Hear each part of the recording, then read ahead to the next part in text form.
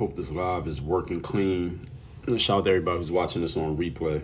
I'm gonna see if hopefully the Wi-Fi is clean enough. And it's Friday night. I don't know what the live audience is like on a Friday night.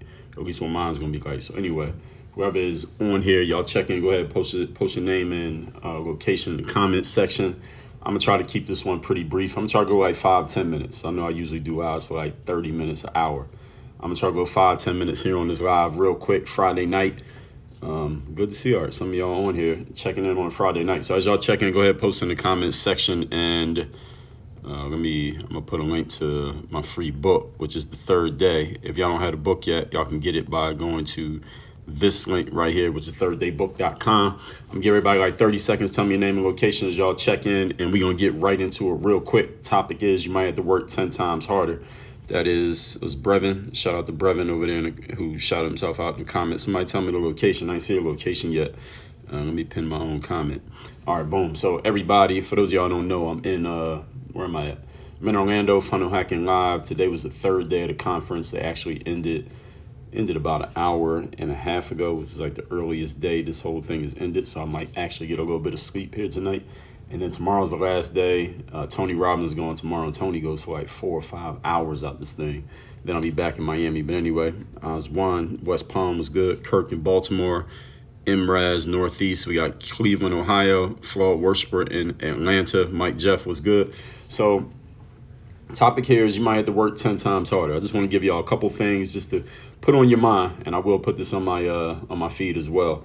Just to keep in mind that in life, not everybody's going to get the same results. Like I'm at a marketing conference right now, and in the business world, not everybody gets the same results. You might have the same coach, use the same software. You might even be selling a similar product, maybe the exact same product as somebody else. You are not going to get the same results as them. So if you ever see anybody do an advertisement for anything involving business or involving dollars and cents, Jason, New Jersey, what's up? They always say the results are not typical. Everybody does not get the same results. It depends on what you're doing, how you do it. Not everybody's going to get the same thing. And sometimes in life, you might have to work 10 times harder than another person to get the exact same result that they get. So I'm going to give y'all 3 things for you to keep in mind when it comes to this whole concept of you might have to work harder than other people. Number 1. Inequality is just baked into life. Right? I know that these days you got a lot of people, I guess if they call themselves woke, they think that everybody has to get the exact same outcome. It makes no sense. It's impossible. That will never occur. People will never get the same outcome. I don't care. You could get them all the same everything. Everybody is not going to get the same results in life.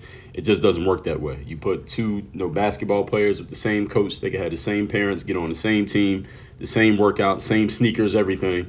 One player is just going to be better than the other player simply because human beings are not the same. You give 2 people the same business coaching, let them read the same books, go to the same events, sell the same products with the same software. One person's going to make more money than the other person. Inequality is a part of life simply because human beings are unique. So do not expect your outcomes to be the same as everybody else. Just like, again, you see anybody do an advertisement where they're talking about money, there's always a little asterisk on there. And at the end in fine print, it says results not typical. Everybody does not get the same results. Do not compare your outcomes to other people's outcomes. You're not supposed to get the same outcomes as another person. Everybody clear on that? Point number 2, you got to play your hand. All right. They say in life, you got to play the hand that you're dealt. The winners in life are not the people who necessarily get dealt the best hand. The winners in life are people who are the best and most consistent at playing the cards that they have. So any of you ever played a card game like poker, spades, blackjack, any card game? The card, I don't play card games, but they all work the exact same way. There's only 52 cards in the deck, right? 52 cards in the deck. If you deal all the cards, nobody gets 2 of the same cards. It's impossible. Nobody can get 2 of the same cards. So in life is the exact same way. Every one of us got dealt a different hand, a different set of cards. Even though we may have some similarities, like 2 people might both be black, or 2 people might both be from Atlanta, or 2 people might both be entrepreneurs, or 2 people might, not know both of their parents, or whatever. 2 people might both be 6'5". That doesn't mean everything's going to be the same. Like no 2 fingerprints are exactly the same. No 2 human beings are exactly the same, which means each one of us got dealt a unique hand in some way. Even though you and your friends, the people you hang with, might have like 20 things similar, there's probably 20 other things that are not exactly the same. Even if it's just in the way that you think, in the way that you see situations, the way you respond to certain things. So since everybody has a unique hand, understand that it's foolish then, understanding this, to compare your outcomes and your results in your life to anybody else's because they don't have the same hand as you. They don't have the same cards in their hand that you have. Any of you plays a card game, you know. Sometimes you might get dealt a hand that's just, this is not a useful hand. You should probably just throw it in and just wait for the next hand to come around because this one is not really going to work for you. And there are some hands where yours is just better than everybody's and you're going to win even if you don't play it that well. And this is just how it goes in life sometimes. Now, in life, we get dealt different hands based on our circumstances. Now, circumstances can change, situations can change. Your life is, you can call that a hand that you have to play. You probably can't throw that one in. But when it comes to the circumstances and situations that happen in life, you can adjust those. You can switch the cards. You can play it however you want to play it. You can make changes. You can throw some cards in, get some different cards back. These are things that we have an option to do in life. So it's like if you have a job, you don't like the job, you can throw that hand in and get a different job. So that's switching the cards, and metaphorically speaking. So understand that the succeeders in life, the successes in life, are type of people who just play their hands better, more consistently than everybody else. Is both. You play your hand good and you do it over and over again. Because somebody can have a good hand. It's like you have a good year in business, but then if you don't have a good year the next year, then that good year from last year just gets erased. All your gains get erased. So it's being good and being consistent at being good. Like I talk about in my book, The Third Day. If y'all don't have that book, again, that's the free book link right there, thirddaybook.com. The book's free. Just help me out by covering the shipping. So play your hand. Do not look at other people's hands. It's not your business what they have in their hand. Those are not your cards. You got to play your cards. And the third thing is this. Since I just told you, sometimes in life, you're going to have to work harder than other people. You're going to have to put in more time and more effort than other people. Here's what happens when you do it. Now, let's just say it's just way harder for you than everybody else. All your friends, it just seemed 10 times easier for them to become successful than it was for you to become successful. What do? And let's say you take my advice and you work 10 times harder than all your friends, and then you end up being more successful than them. You did all that extra work that they didn't have to do. What do you do in that moment? Well, this is what you're going to understand when you get to that point, or let's just say as you go on that progression, as you go on that journey, is that when you know you've worked harder than everybody else, then you know you've worked harder than everybody else. And when you work harder than everybody else, here's the thing. Now you're battle tested. Now you're ready to deal with the next challenge that comes along. When you're standing next to 10 other people and you know you put in more work than all of them to get to the exact same point, then you know the next challenge that comes up, the next battle, the next thing you're going to have to deal with, you are already conditioned to deal with it. And you know maybe they're not, because you've gone through a lot more than they did. You worked a lot harder than they did to get to the exact same spot. And at the end of everything, of all the talk and all the showing off and everything that we do to make an impression on other people, in the end, we got to look in the mirror at ourselves. And when you look in the mirror at yourself and you know you put in the time, you know you put in the effort and the energy necessary to create your success in life, that's the personal fulfillment that you know you have. It ain't really about what somebody else says or what you think somebody else is thinking or what the comments are about you from everybody else. In the end, it ain't really about what anybody else has to say or what anybody else is thinking, or again, what you think they're thinking, because most of the time, nobody's really thinking about you anyway. It's really about what you see when you look in the mirror and how you feel about that person in the mirror, knowing what you put in, knowing the effort that you put into things. And just today at the conference, somebody was talking about Maslow's hierarchy of, I forget what it was called, Maslow's hierarchy of needs.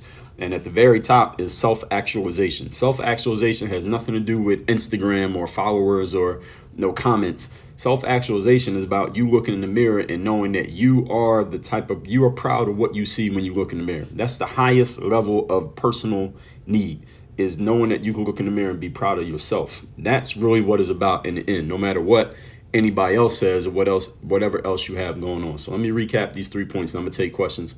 If you got a question, post in the comments right now. 3 things about you might have to work harder than other people. Number 1, imbalance and inequality is baked into humanity. No two people are exactly the same. People just get dealt different situations and different circumstances. So don't look at somebody else's situation and say it's unfair that theirs is different from yours. It's supposed to be different. All right. No two people are exactly the same.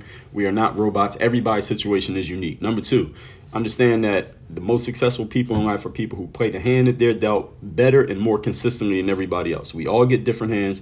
If you take a deck of cards and you deal all the cards to all the people at the table, no two people had the exact same hand. Every card is unique. So don't expect your hand to be the same as anyone else's. That you should be happy that you have a different hand from everyone else so that you can use your individuality and your creativity to figure out how to play it. And number 3, when you know you worked harder than everybody else, that's when you can look in the mirror and be proud of yourself and who you've become. Because in the end, what it's really about about is what you see in the mirror. It's not about other people or what other people say or what other people think. And again, other people are not really thinking or talking about you anyway in the long run. So you really need to focus on yourself. So let's see what we got in the comments. If you got a question, go ahead and post in the comments. I'm going to address it right now. I'm going to see if I can keep these lives a little bit shorter moving forward. Brevin said, I used to watch a dribble circus on YouTube in middle school.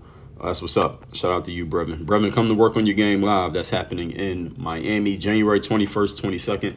Day 1 is leadership. Communication is day 2. So any of you who used to watch me, the basketball videos back in the day, you want to know what I'm doing now, come to work on your game live. The link is in my bio on Instagram. Workonyourgame.live. It's January 21st, 22nd, 2-day live event with me teaching everything. Jeff Olden, what's good? Sam says, thank you for your work on your game. Books and podcasts taught me many lessons and inspired me to get through the rough 2020s. All right, that's what's up, Sam. I appreciate it. It ain't over. The 2020s ain't over yet, Sam. They just started. So keep reading. So whatever you got, keep going. Flawed worshiper, I appreciate you. Let's see what else we got. I'm Razzelli says, how do you know what your hand is? Look in the mirror.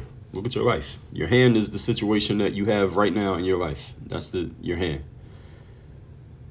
Yes, Richie RN answered the question. Yes, that's your hand. Aranzazu, what's going on? How are you? Manny says, how long are you going to be at the conference? Well, the conference, tomorrow's the last day of the conference, so that's when I'll be here. Sandy B from Chicago, what's good? Flawed worshiper, appreciate you. Sandy said, checking in from Flintville, Tennessee. Shout out to Tennessee. Flintville, Tennessee. Those of y'all who don't have my book yet, my newest book is called The Third Day right here. I got 29 books, but we'll start you out with this one, thirddaybook.com. Flawed worshiper says, I was just about to ask you about a class, and you answered it. That's what's up. The Flawed worshiper, you're an entrepreneur, business owner, come to work on your game live, January 21st, 22nd, Miami, Florida. I'm teaching all of it. Leadership day 1, communication day 2. Aranza Sue, I appreciate you. Kay Jassy says, how do I deal with favoritism from coaches in basketball? What do you think I'm going to say? You see what it says on my hat, don't you? That's how you deal with it.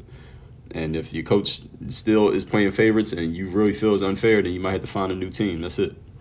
I got videos on YouTube where I address that. Aranzazu says, have you always been this confident? As long as I've been on the internet. But before that, no, I had to work on it. I'm able to teach confidence because I had to work on my confidence from as a very young kid. I'm talking like elementary school. I had to work on it. And because I had to work on it, I know what it feels like to be in the entire range from the bottom to the top. I know all levels. So that's how I'm able to talk about it because I have experienced all of it. But if I was always very confident, then I wouldn't be able to teach it because I couldn't relate to somebody who doesn't quite have it all the way. So the answer to your question is no, but I have learned. That's why I'm able to talk about it, write books about it, and my live event, Work on Your Game Live, I'm going to be talking about it. Leadership day 1, communication day 2. For those of y'all who don't know, again, that's workonyourgame.live. Let me post that link. This is my live event that is happening in January. I just changed the pinned comment to right there. Work on Your Game Live. That is January 21st, 22nd, Miami, Florida. I'm teaching both days, leadership day 1, communication day 2. Sandy said, I just learned about your work. Thank you. It helps me. That's what's up, Sandy. Sandy, are you coming to work on your game live? Swift says that phrase, work on your game. Yes, sir. Oswan, are you coming to work on your game live? Soul Marsu was good. How are you? So everybody, I'm about to wrap up this live. I'm going to put this on my feed on IG. I'm going to do these lives more often. I'm going to do them shorter because I usually do these lives. They'd be like 30 minutes, 45 minutes. I'm going to try to do like 5-10 minutes. I'm going to try to do, get in and get out real quick. Aranza Sue says, was there a specific pivotal moment when you went deeper on your game and confidence? A specific moment? Man, I got a lot of moments. Aranza Sue, you might have to read one of my books. I think that might give you a little bit better context. If you read my book, Work on Your Game, which you can get at workonyourgamebook.com, that's where I kind of go through. I tell my story in between explaining my framework. It's not a biography at all. It's more about my framework, but I give pieces of my story so you understand why the framework became the framework. But there were plenty of pivotal moments. Being an athlete definitely helped, and playing sports and things like that. Because you have the attention, you had a spotlight on you, but then getting into professional speaking and put myself out there on the internet. So it's been many things. It wasn't any one thing like this exact 2-minute period, but it was many things, a progression of things. And that's what I talk about in the book. And that's what working your game is about. It's a progression. You keep working on your game gets better, you keep putting it out there, you get the feedback from the world, and then you come back, you get better, you keep going, you put it out there again. It's a whole cycle. It's a whole framework that we go through. So that's exactly, your question is a great question, but that's how it works. And confidence. Around Zasu, you should come to Work on Your Game Live. That is January 21st, 22nd, Miami, Florida. Leadership Day 1, Communication Day 2. I'm going to keep saying it. Sandy said, I suffer from depression and anxiety after the death of my dad and sister. Well, sorry to hear that. You said, well, love a book I'm going to order. Yeah, get the Third Day. Go to thirddaybook.com. So everybody, I'm going to do these lives, as I said, more often. I'm going to try to do them shorter, like 5-10 minutes. I'm going to post them on my feed here on IG. I'm going to download them and put them on probably maybe Facebook and also YouTube. Maybe I'll put them on LinkedIn as well. We'll see, and try to chop these up. I got some guys who are supposed to be chopping some videos up for me, and so we can make more out of these. So we'll see. Flawed Worsper says, good couple minutes spent watching and listening. You're looking to the Work on Your Game Live. Yes, do that, sir. All right, everybody. Appreciate y'all. Y'all have a good Friday night. Tomorrow is the last day of Work on Your Game Live. Just follow my Instagram story because I post a lot of stuff on my story about what's happening at the conference. Tomorrow's going to be Tony Robbins, so I will be posting that. Tony Robbins, he's pretty good if y'all ever heard of him. So that will be it. Everybody, I'll holler at y'all tomorrow. Work on your game. We out.